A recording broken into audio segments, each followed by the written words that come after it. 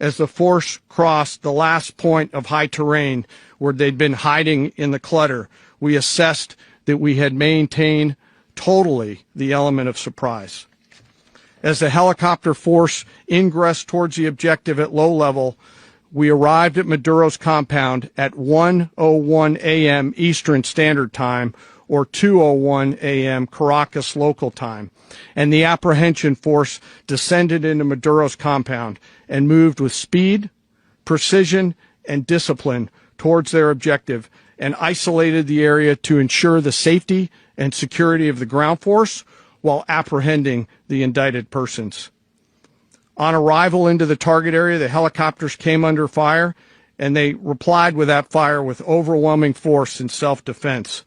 One of our aircraft was hit but remained flyable, and as the President said earlier today, all of our aircraft came home, and that aircraft remained flyable during the rest of the mission. As the operation unfolded at the compound, our air and ground intelligence teams provided real-time updates to the ground force, ensuring those forces could safely navigate the complex environment without unnecessary risk. The force remained protected by overhead tactical aviation. Maduro and his wife, both indicted, gave up and were taken into custody by the Department of Justice, assisted by our incredible U.S. military with professionalism and precision, with no loss of U.S. life.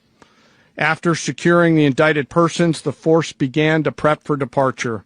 Helicopters were called in to exfiltrate the extraction force, while fighter aircraft and remotely piloted aircraft provided overhead coverage and suppressive fire. There were multiple self-defense engagements as the force began to withdraw out of Venezuela.